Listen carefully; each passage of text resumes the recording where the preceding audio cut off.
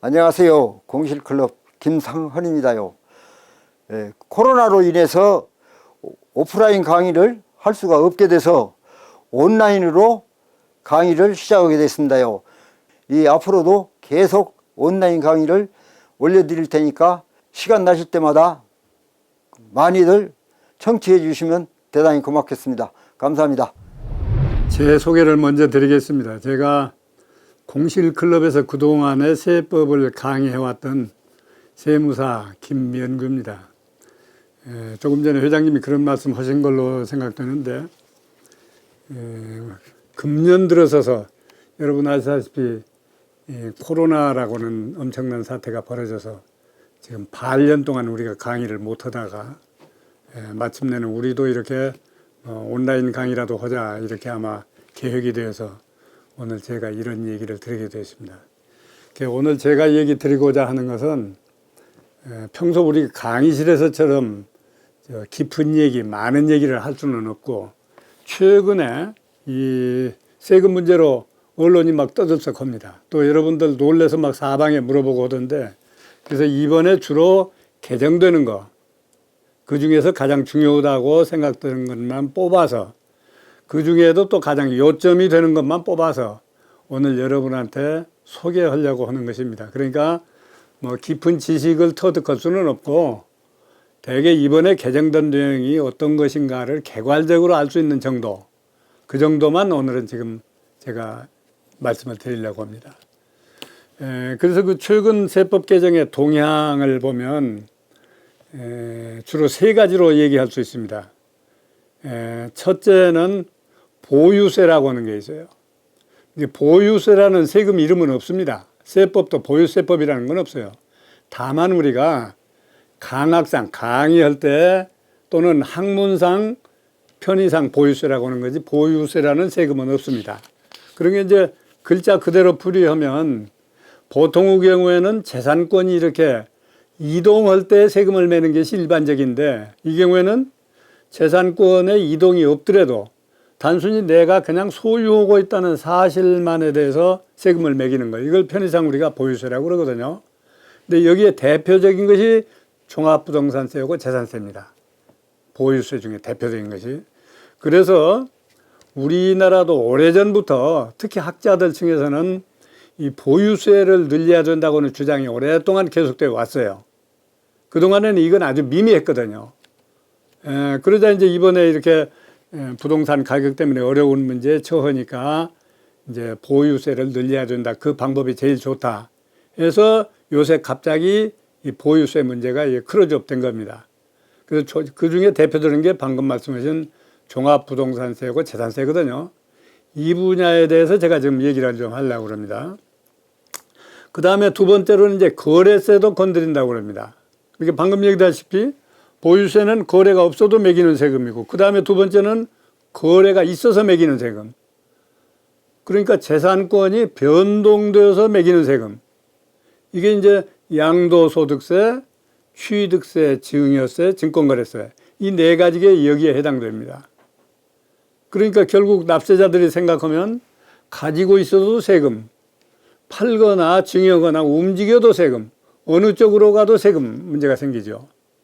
물론 상속세도 움직이기는 합니다만 상속세는 죽음이라는 사실이 있어야 되는 거고, 우리 사람의 의사표시로서 움직이는 건 아니니까 여기서는 설명을 안 했습니다.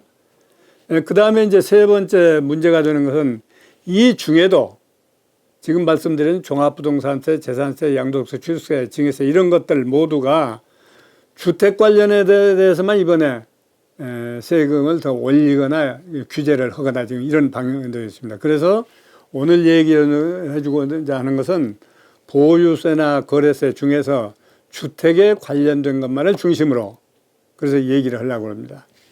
그래서 이 주택에 관련된 것은 이제 크게 나눠서 두 가지입니다. 하나는 세금을 통해서 규제하는 거, 또 하나는 금융을 통해서 규제하는 거. 이렇게 두 가지 방면으로 규제를 하는데, 저는 금융에 대해서는 또 모르는 사람이고 여기서 얘기할 수도 없고, 주로 조세 관련해서 어떻게 지금 우리 납세자에게 관여를 하는가, 요걸 설명합니다. 그래서 이제 요것도 다시 두 가지로 나눠서 보면 제일 이제 타켓이 되는 게 다주택자, 주택을 여러 개 가지고 있는 사람, 2개 이상 가지고 있는 사람에 대한 규제가 제일 심하고, 그 다음에 이제 집이 그러면 없는 사람은 어떡하느냐. 이 사람들은 오히려 도움을 준다, 혜택을 준다. 지금 그렇게 되어 있습니다. 근데 제가 전반적으로 훑어보니까 혜택을 주는 것은 거의 미미하고 대부분은 규제 쪽에 지금 이번에 개정안이 만들어져 있습니다. 뭐 이런 것을 개괄적으로 말씀드리고 구체적으로 개정된 안이 어떻게 됐는가를 다시 말씀드리겠습니다. 이것은 2020년, 그러니까 엊그제 7월 10일 날 정부에서 만든 정부안입니다. 7월 10일에. 그러니까 며칠 안 됩니다. 그래서 7월 10일 날 만든 정부안을 가지고 저도 강의안을 만들었더니 어제 그 안을 또 수정했습니다. 그래서 제가 강의안을 만들어 놓고 저도 다시 수정 작업을 했습니다. 그래서 이 작업은 어제 정부가 발표한 수정안까지를 다 여기 넣어서 만들었습니다. 그렇게 이해해 주시면 되겠습니다. 맨 먼저 종합부동산세 얘기를 하겠습니다. 종합부동산세에서는 첫째 이제 무엇이 규제가 되냐, 세율을 높였습니다. 한마디로 세율을 높인 것입니다. 이번에는 세율을 인상했다. 근데 이제 세율을 구간별로, 구간이라고 하는 것은 그 부동산의 크기에 따라서, 부동산 가액의 크기에 따라서 6단계로 나눴어요. 그게 마치 소득세가 지금 그렇게 하지 않습니까? 근데 소득세는 초과 누진 세율이라고 해가지고 단계마다 점점 올라갈 때마다 세율을 차츰차츰 올리는 그런 안인데, 여기서도 역시 누진세는 누진세입니다. 재산 크기에 따라서 점점 올라갑니다. 세율이.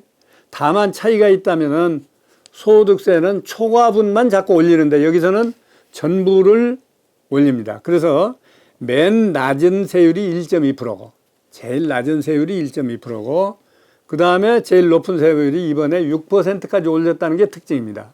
지금까지 6% 올라간 일이었거든요. 4%가 최고였는데 6%까지 올렸습니다.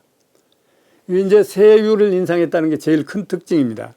그 다음에 다시 이것은 개인의 소유냐, 법인의 소유냐에서 또 달라집니다. 일반적으로는 다 개인인데 법인도 주택을 소유하는 주택이 있거든요.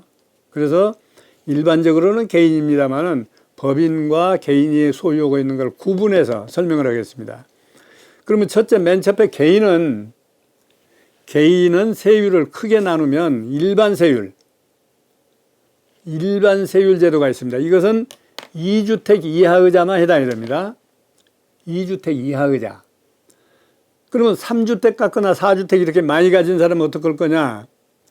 그 세율이 또 높아요. 그러니까 크게 나눠서 두 가지 단계입니다. 하나는 일반 세율을 적용하는 게 있고, 하나는 조정지역. 요 다음에 설명이 되겠습니다만은, 전에는 특정지역이라고도 했는데, 조정지역은 뭐냐면 수도권, 기타 광역시 이와 같이 이 재산 가액이 급등하는 지역, 시세가 급등하는 지역을 조정지역으로 정부에서 고시를 해가지고 이 지역에 소재하는 주택은 2주택만 넘어도 2주택 이상만 되어도 세율을 높입니다. 또는 3주택 이상.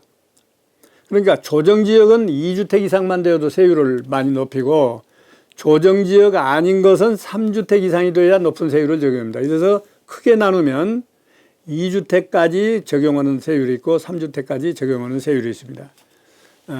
요것은 지금 단계가 몇 단계로 나눠지냐면 6단계로 나눠져 있어요. 누진이 6단계마다 점점 세율이 올라가게 되어 있습니다. 그래서 최고 낮은 단계가 1.2%라는 거죠. 그러면 1.2%는 얼마까지, 재산 가액이 얼마까지일 때 1.2%를 매기느냐? 약 8억에서 12.2까지는 1.7입니다. 그러면 이제 점점 올라가요. 1.8, 2.2, 3.6, 5.0 이렇게 올라갑니다. 그래가지고 마지막 120억을 초과하는 재산, 요것은 6%까지 올라간다는 거죠. 여러분 자기 재산에 대해서 계산해 보면 됩니다. 자기 재산 지금 정부 가액이 얼마인가 봐서 6%면 대충 내가 1년에 얼마씩 종합토지세를 내야 되느냐, 종합부동산세를 내야 되느냐 이렇게 계산해 보시면 됩니다.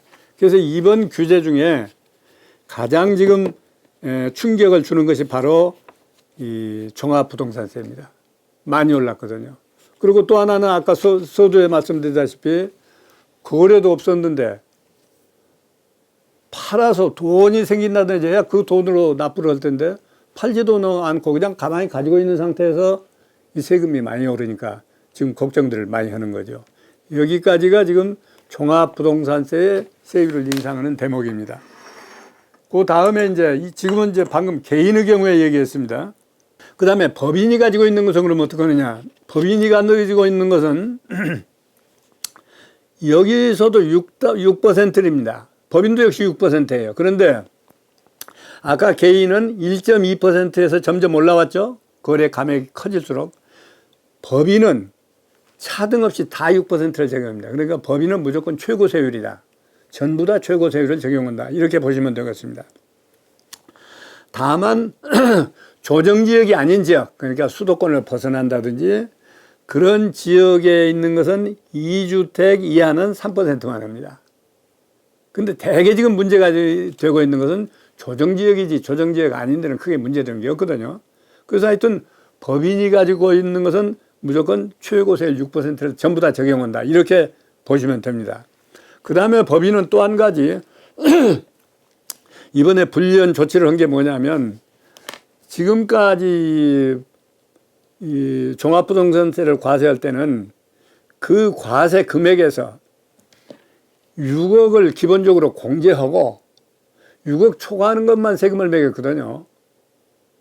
그러니까 6억이 못 되는 것은 아예 세금이 없었어요. 근데 법인은 그것에 불구하고 기본 공제라고 하는 걸 아예 없애버렸어요, 이번에. 그러니까 법인은 금액이 작거나 크거나 전부 6% 종합소득세를 내야 된다. 이렇게 보시면 되겠습니다. 또 한 가지는 과거에는 매년 이렇게 세금이 올라갔잖아요. 여러분 아시다시피. 그런데 어떤 해는 1년 동안 해도 그냥 배가 올라가기도 하고 3배가 올라가기도 그런 경우도 많이 있었습니다. 그래서 과거의 세법은 그러면 가격이 올라간다든지 해서 세금이 올라가더라도 일정한 한도를 초과해서까지 올리면 안 된다. 그래서 한도를 두었어요. 가령 예를 들면 지금까지 낸 세금에 갑자기 200%가 됐다. 그러면 200% 이상은 올리지 마라. 이런 한도를 두었거든요. 근데 이 법인의 경우는 이 한도도 없애버렸어요. 이게 법인에게는 솔직히 얘기하면 아주 무자비하게 세금을 이제 매기게 돼 있어요. 종합부동산세. 그러니까 이걸 다시 바꿔 말하자면 법인은 주택을 가질 생각하지 마라. 이런 것이 되겠습니다. 근데 그동안에 제가 한 가지 사례를 들면 이런 것이 상당히 유행을 했어요. 법인으로 만들면 세금이 적어진다. 또는 안 낸다. 그래가지고 개인으로 부동산을 가지고 있던 사람이 그걸 법인으로 전환을 많이 했습니다.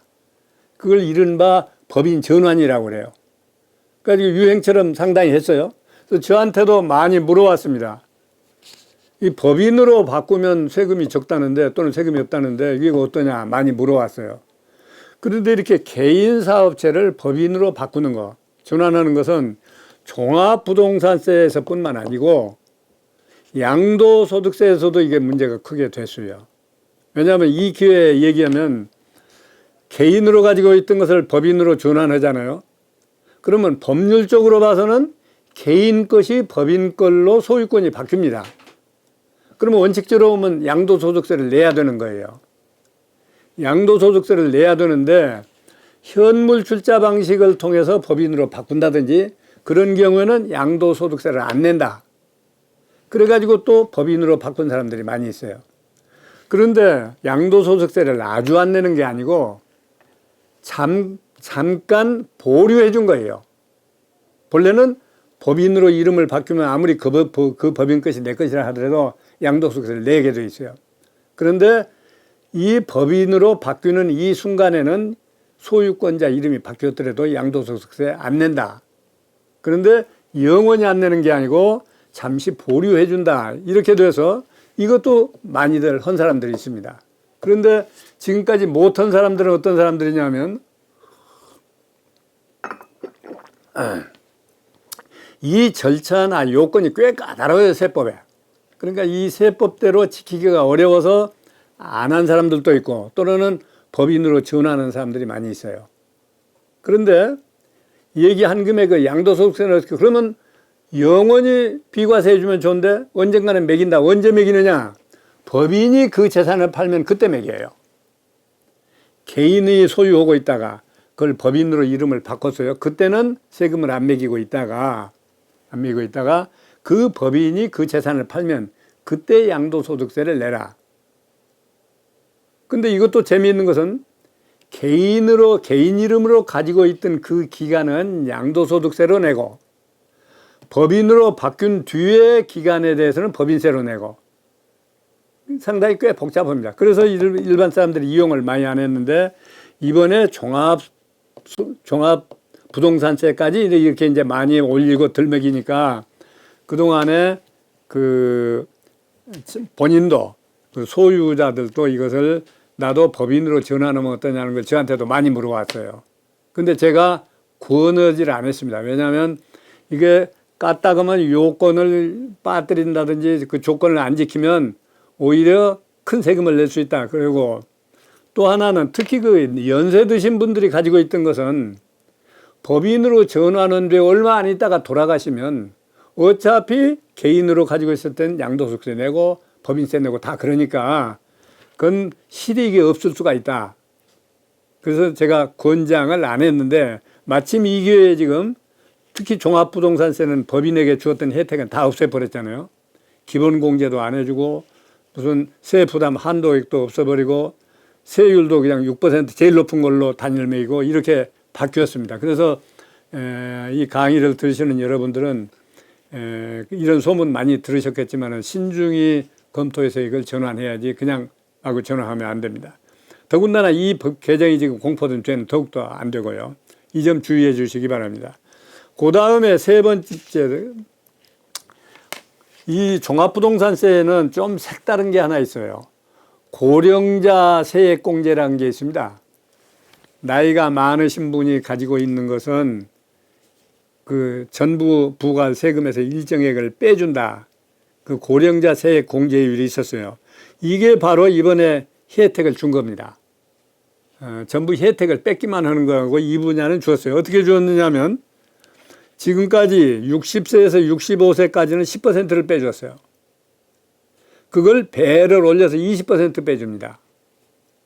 또 65세에서 70세는 지금까지 20% 빼주던 것을 30% 올려서 빼주고 70세 이상은 30% 빼주던 걸 40% 올렸습니다. 그러니까 세 단계로 공제를 해주는데 단계마다 10%씩 올려서 공제를 해줬어요. 그러니까 이것이 이번에 혜택을 주었다고 하는 1주택자 소유주, 집 하나만 가지고 있는 실수요자에게 주는 혜택이 바로 이 대목입니다. 종합부동산세에 대해서 마지막으로 하고 싶은 얘기가 또 그동안에 이런 걸 많이 물었어요. 내 재산을 신탁회사에다가 신탁을 하면 신탁회사에다 맡기면 나는 종합부동산세 안 내도 된다는데요. 그렇게 많이 물어봤어요. 근데 그게 맞아요. 그렇게 했어요, 지금은. 그러니까 꽤 재산이 많은 사람들도 부동산 회사에다 신탁을 했습니다.